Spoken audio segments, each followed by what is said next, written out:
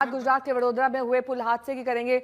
महीसागर नदी पर बना गंभीरा ब्रिज अचानक टूटकर नदी में समा गया।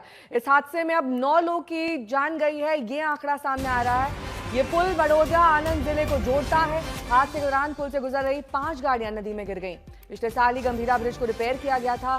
ब्रिज पर ट्रैफिक के दबाव को देखकर 3 महीने पहले मुख्यमंत्री ने 212 करोड़ के नए ब्रिज को मंजूरी भी दे दी थी, जिसके लिए डिजाइन का काम और टेंडरिंग की प्रक्रिया के लिए काम शुरू हो गया था। इस घटना के बाद मुख्यमंत्री ने तुरंत मुख्य इंजीनियर, ब्रिज डिजाइन की टीम और एक्सपर्ट को घटनास्थल पर रवाना करके रिपोर्ट मांगी है, लेकिन इस बीच 9 लोगों की जान जा चुकी है।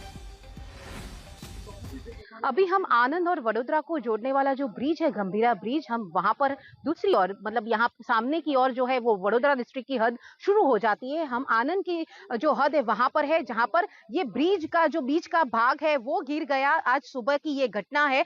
ये अभी भी जो ट्रक है वो लटका हुआ है। हालांकि जो ट्रक का जो ड्राइवर है उनको बचाया गया है, उनका रेस्क्यू किया गया है। जैसे ही ये घटना घटी, वडोदरा और आनंद दोनों की जो टीम है, फायर विभाग की टीम है, पुलिस की टीम है और सभी बचाव दल जो है वो घटनास्थल पर पहुंचा। आप मेरे पीछे जो ये दृश्य देख रहे हैं वो ये जो ब्रिज है सामने से आपको दिखाई दे रहा है, जो ट्रक है वो अभी भी लटका हुआ है। ट्रक को निकालने की भी जो है वो कामगिरी चल रही है। यहाँ पर आप देख रहे हैं जो पुलिस है वो भी यहाँ पर पहुंची है, क्योंकि यहाँ पर जो है वाहन की जो आवाजाही है वो बंद करवा दी गई है। यहाँ से आप जो पूरा जो दृश्य है वो आप देख सकते हैं कि ये जो पूरा छोर जो है नदी का पट जो है वहां पर जिस तरह से बचाव कामगिरी है वो पूरे जोश से चल रही है, क्योंकि एसडीआरएफ की टीम और फायर ब्रिगेड की टीम, बचाव दल पूरी कोशिश कर रहा है। क्योंकि जिस तरह से ये घटना हुई सुबह में कितने लोग नदी में गरकाव हुए वो पूरी जानकारी अभी भी नहीं मिली है, क्योंकि जैसे ही ये घटना हुई बताया जा रहा है कि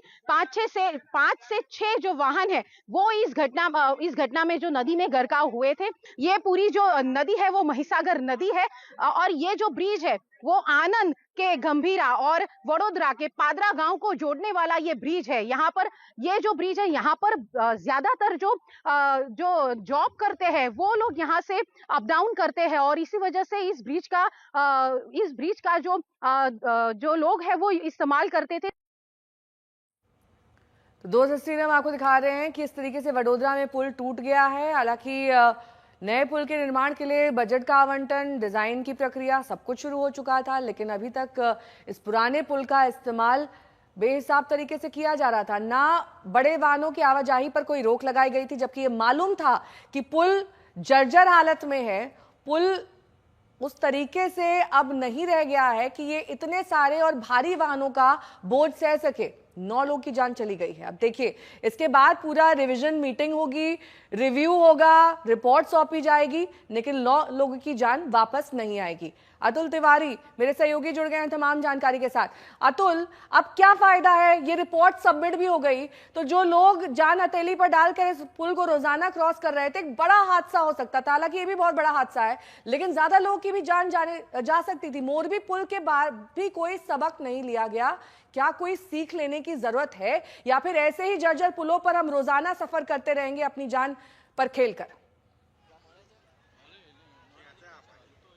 देखिए, मोरबी हादसा जब हुआ उसके बाद सरकार ने सबक लेते हुए पूरे राज्य के अंदर जितने भी पुल हैं उनकी स्टेबिलिटी रिपोर्ट मांगी थी और उसके बाद सारे ब्रिज जो भी राज्य में आए हुए हैं उनकी स्टेबिलिटी रिपोर्ट के मुताबिक उन ब्रिज की मरम्मत करवाई गई थी। या तो जिन ब्रिज की मरम्मत पॉसिबल नहीं थी या नया ब्रिज बनाना था उसके लिए जो भी प्रक्रियाएं करनी थी राज्य सरकार की तरफ से करने की शुरुआत हुई थी, लेकिन बहुत लंबा इसमें वक्त हो गया और इसका परिणाम क्या है वो अब हमारे सामने है। मेरे पीछे की तरफ की तस्वीरें मैं आपको दिखाऊंगा। एक बड़ी सी क्रेन के माध्यम से नीचे एक ट्रक फंसी हुई है, अभी भी उसको निकालने की कोशिश हो रही है। लेकिन जिस प्रकार से अब राज्य सरकार की तरफ से आज जो गांधीनगर में एक कैबिनेट बैठक भी मुख्यमंत्री की अगुवाई में हुई है, उसके बाद एक टीम को यहाँ पे ये ब्रिज किस वजह से टूटा, क्या कारण रहे, में देखिए पुल का कैसे बीच का हिस्सा अचानक नीचे नदी में गिर गया है।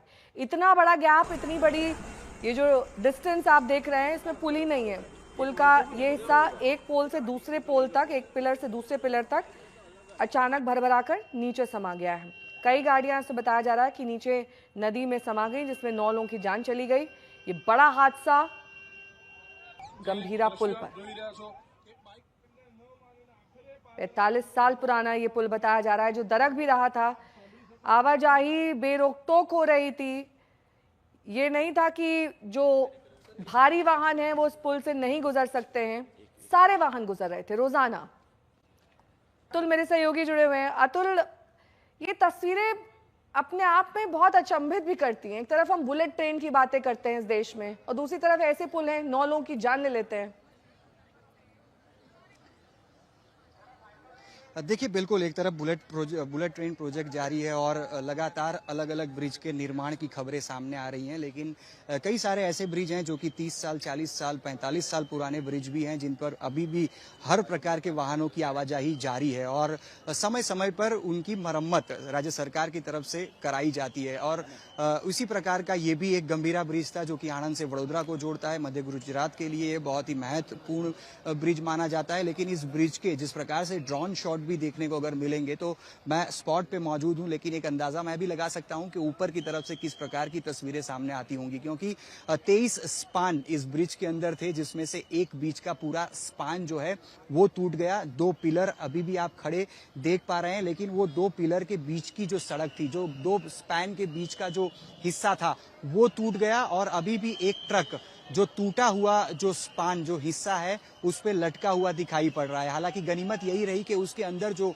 ड्राइवर और जो भी लोग सवार थे उस टैंकर के अंदर, वो तो बच गए, उनका रेस्क्यू कर लिया गया। लेकिन जब ये ब्रिज का जो हिस्सा टूटा हुआ दिखाई पड़ रहा है, ये जब हिस्सा टूटा उस वक्त 5 जितने व्हीकल्स जो हैं वो नदी के अंदर, यानी महिसागर नदी जो कि नीचे की तरफ उसमें पानी भी भरा हुआ दिखाई दे रहा है, उसके अंदर गिर गए। और फिलहाल जो ट्रक आपको दिख रही है उसको निकालने की कोशिश लगातार हो रही है और बहुत ही मशक्कत करनी इसलिए भी पड़ रही है क्योंकि दलदल जैसा हिस्सा यहाँ पे है, जो मिट्टी है उसमें घुटने तक का जो पैर है वो धंस जा रहा है, जिसकी वजह से ये जो ट्रक फंसी हुई दिखाई पड़ रही है उसको बाहर निकालने में काफी मेहनत करनी पड़ रही है। इसके लिए एक बड़ी सी क्रेन और 2 जेसीबी मशीन यहाँ पे लगाए गए हैं। उसके अलावा जो तस्वीरें हैं वो आप देख पा रहे हैं, जो ऑटो रिक्शा, जो इको जो कार और एक पिकअप व्हीकल जो अभी भी वो नदी के अंदर ही दिखाई पड़ रहे हैं, उनको भी बीच नदी में जो फंसे हुए थे वहां से निकाल के आगे की तरफ जरूर से लाया गया। और जो लोग यहाँ पे इन व्हीकल्स में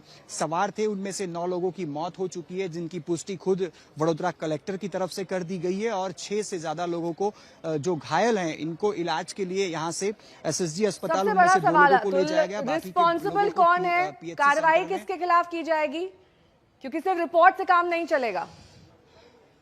देखिए, रिस्पॉन्स बिल्कुल, क्योंकि देश में जब भी ऐसे हादसे होते हैं एक कमेटी का गठन होता है, उनको जांच सौंप दी जाती है, कमेटी का रिपोर्ट आता है, उसके बाद जो जवाबदेही है वो तय करने की बात की जाती है। इसी प्रकार की बात अब भी शुरू हो चुकी है। सरकार की तरफ से एक कमेटी का गठन कर दिया गया जो कि यहाँ पे पहुंच चुकी है। इंजीनियर्स उसमें हैं, ब्रिज के जो डिजाइनर होते हैं वो भी मौजूद हैं। किस वजह से ब्रिज टूटा इसकी जांच करने के लिए वो टीम यहाँ पे पहुंच चुकी है। लेकिन सबसे बड़ी बात यही है कि जब स्टेबिलिटी रिपोर्ट जिसने भी इस ब्रिज का दिया हुआ है वो उसकी भूमिका बहुत ही अहम हो जाती है, क्योंकि किस प्रकार से स्टेबिलिटी रिपोर्ट दिया। अगर स्टेबिलिटी रिपोर्ट में साफ तौर पर उनकी तरफ से कहा गया था कि इस ब्रिज को भारी व्हीकल्स की आवाजाही के लिए बंद करना चाहिए, तो क्यों बंद नहीं किया गया? किसके आदेश के बाद भी भारी व्हीकल्स की आवाजाही इस ब्रिज से शुरू रही? ये जांच सरकार के लिए सबसे अहम रहेगी। अगर इन मुद्दों की पड़ताल सरकार की तरफ से की जाती है तो जो भी जवाबदेही जिसकी भी रहेगी वो उसका नाम साफ तौर पर सामने आएगा और जो जवाबदेही की बात की जाती है उसको लेकर सरकार की तरफ से भी आने वाले दिनों में स्पष्ट कोई व्यक्ति या स्पष्ट किसी जिम्मेदार व्यक्ति का नाम सामने भी आ सकता है। लेकिन फिलहाल जांच जो है वो शुरू कर दी गई है।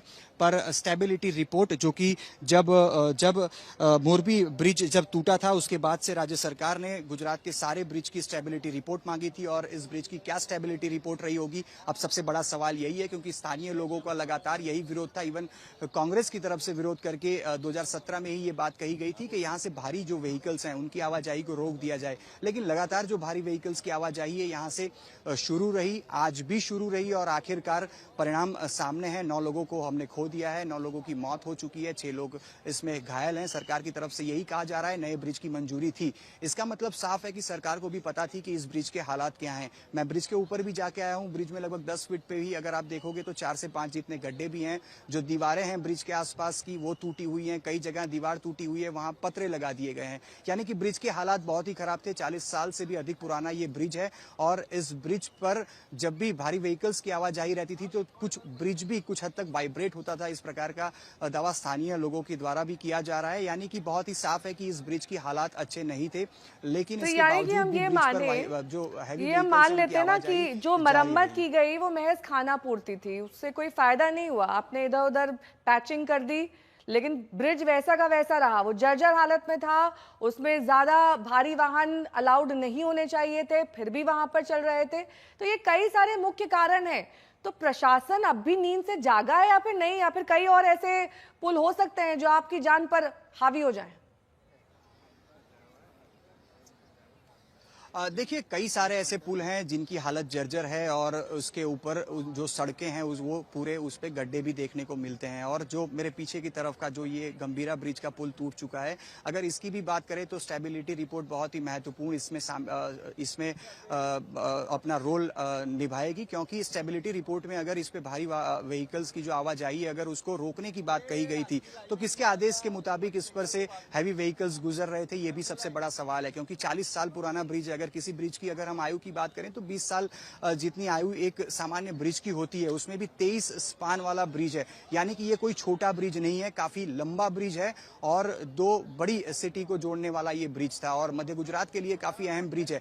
अगर इस ब्रिज को लेकर भी अगर हम बात करें तो सरकार ने एक नए ब्रिज की यहाँ पे मंजूरी दी थी। यानी कि साफ एक बात यहाँ पे है कि सरकार को इस ब्रिज के हालात पता थे और इस ब्रिज की क्या स्थिति थी उसको लेकर सरकार भी अवगत थी और इसी के लिए लगभग 212 करोड़ का नया ब्रिज बनाने के लिए एक जो प्रोसेस है, जो प्रक्रिया है, उसको मंजूरी राज्य सरकार की तरफ से दे दी गई थी। लेकिन अब ये मंजूरी फिलहाल किसी काम की इसलिए भी फिलहाल नहीं रही क्योंकि 9 लोगों की मौत हो गई, ब्रिज बीच में से टूट गया। अब इसकी टेंडरिंग की जो प्रक्रिया है वो भी फिलहाल बाकी थी, डिजाइनिंग का जो कामकाज था वो चल रहा था। विपक्ष उठाएगा, कांग्रेस और आप इस हादसे को लेकर क्या कुछ कह रहे हैं, सुनिए।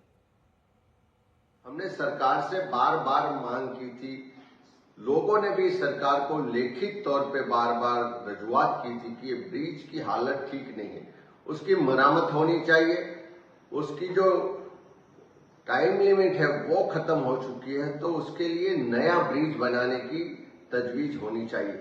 लेकिन सरकार ने किसी की नहीं सुनी, सरकार ने उस पर कोई ध्यान नहीं दिया, उसकी वजह से आज ये दुर्घटना हुई है। तो सरकार की जो गुनाहित बेदरकारी है उसकी वजह से आज ये ब्रिज टूटा, लोगों की जान गई है। स्थानीय लोगों ने बार बार ये डिमांड की है कि ब्रिज चलने लायक नहीं है, चलने लायक नहीं था, उस पर वाहन यानी कि ट्रक कैसे चल रही थी, कौन देखने वाला है। मुझे लगता है कि गुजरात में अब भ्रष्टाचार चरम सीमा पे चल रहा है। आज गुजरात के लोग ब्रिज के नीचे खड़े होने में डरते हैं कि कहीं भी ब्रिज गिर जाए भाजपा के राज में, या तो ऊपर चलने से डरते हैं।